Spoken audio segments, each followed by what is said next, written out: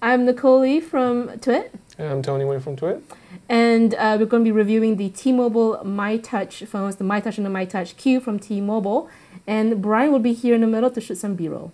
And the interesting thing about these two MyTouch phones is that they're the first from LG. All the previous MyTouch phones from T-Mobile has been from HTC. Now, these are supposed to be sort of budget-friendly entry-level smartphones. Yeah. And I have to say, the build quality kind of reflects on it a little bit. I don't know what you think of the build quality. Yeah, I guess mine's a little bit different because it's got moving part, and it's comparable to Motorola's, which is not too shabby. Yeah. Yeah. And like I find mine, it's very. I mean, for an entry-level phone, I have to say, pretty nice looking. For an entry-level basic phone, it is plastic, but it is pretty nice and thin. Mine is a slightly bigger display. I think 3.8 inches is 3.5. Yeah. But the screen quality is okay. I mean, it's not terrible. It's WVGA. It says here is an AMOLED screen, 16 million colors, all of that. So, not bad. What do you think of your display? I think mine is it's just LCD, so it's definitely not as pretty as yours. Wow, yours is so nice. Yeah, mine is definitely much more vibrant. Yeah, that's yours is a little bit kind of washed out. Yeah, exactly. It's definitely hard to read in direct sunlight. Yeah. Like traditional LCD displays.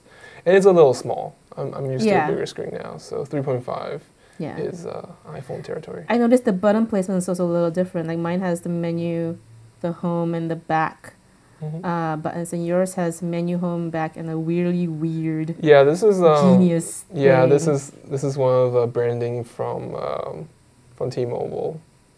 And it's basically a quick key that lets you do voice commands. So if you're driving, this is something that you should use to be safe. So you can. Do you find it useful though in your time? I had it on my old. I used to have a MyTouch 4G, from HTC. So it's useful at times. But most of the time, I'm just pressing it by accident because it's got 4 buttons instead of 3, and it's an Android phone. So yeah. I mean, I'm okay with it, but I just don't like it that it's on the hardware itself. Yeah. Like if it's on here, you can kind of customize it and you can just take it away, possibly, but it's on the hardware. So it's just weird to me. But overall, they're both very similar otherwise. They both have a Qualcomm 1 gigahertz Scorpion processor. They both have Android 2.3 Gingerbread. One of the things about these entry-level phones that I don't know if it's applicable is I don't know how upgradable they are. I'm not sure if these have been slated to be ice cream sandwich ready. That's always the danger of going with these entry-level phones, I think. And I mean, we've seen ice cream sandwich on the original Galaxy S, so it's possible. It's possible, but we haven't heard anything yet. Unlikely from T-Mobile, but possible. So these two phones are also compatible with T-Mobile's 4G, quote-unquote 4G. It's not real 4G, but it's HSPA+, which I think it's okay. Okay speeds. All the usual, Android stuff. Ooh, hello. I do like the virtual QWERTY keyboard. I find it quite easy to text, but then you have the benefit of a full QWERTY keyboard. Yeah, I mean, I used to have full QWERTY keyboard back in the day on Windows Mobile 6, and this is way better than Do you like it? Do you like using the keyboard? Yeah, I also tried the one of the Motorola Droid with a keyboard, and this is definitely comparable to that. And it is backlit, so it actually glows white when you're in the complete darkness, and it's very easy to type. Everything's spaced out. Nothing weird about the layout on the keyboard. Everything is sort of where they're supposed to be. There's actually, there's a quick text button. Yeah, like a shortcut right there, so you can just send a text message quickly. And you got 2 shift keys. Home button here is pretty cool. It takes you back to your home screen. So nothing crazy about the keyboard, but it's great. And I also like that it comes with swipe if you're into swipe. You can also opt for the standard Android keyboard if you want to do that as well. So yeah, I never had an LG phone before. This is my first LG phone ever in 12 years, and I'm pleasantly surprised. It's definitely better than I expected. Yeah, I think it's not bad. You know, it does have a 5-megapixel camera on the back. I thought it was okay. I didn't think it was. I mean, you know, it wasn't all that great, but it was fine. Yeah, I just realized you don't have a flash. No, yours has a flash. A flash. So mine does not have the LED flash on here, but yours does. Yeah. Well, mine has a front-facing camera, and yours does not. Nope.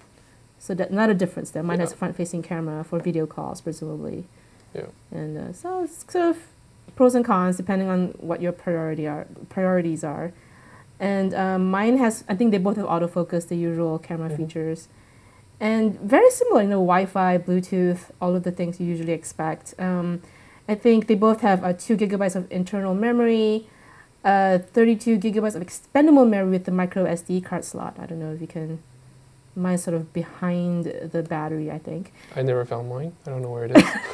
I think it's behind the battery. And then so this is the micro USB port, the usual ports, the headset jack, the power and screen lock key here. Very similar on yours. And the volume rocker on the side, pretty similar there as well. So overall, my T-Mobile MyTouch is $79 with a 2-year contract, and yours is also $79 with a 2-year contract.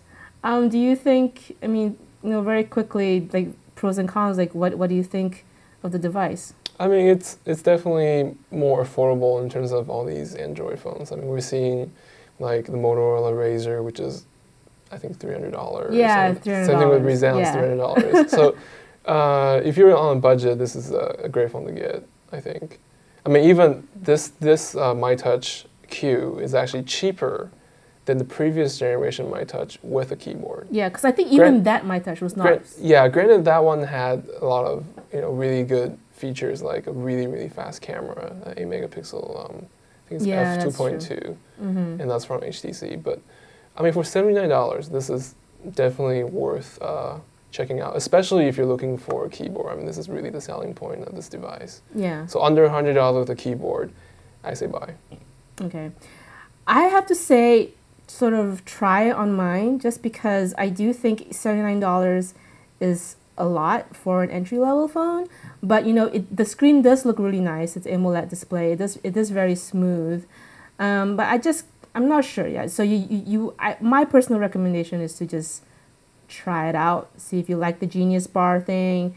See if you like the camera thing. And however, if you can get it cheaper, I'd probably be leaning more towards the buy. But for $79, I would say try it. For me, anyway. And that's been the review of the T-Mobile MyTouch and MyTouch Q. I'm Nicole Lee from Twit. And I'm Tony Nguyen from Twit. Can we swap phones? Yeah, here, try my keyboard. Oh, look at your display. Look at that. Wow.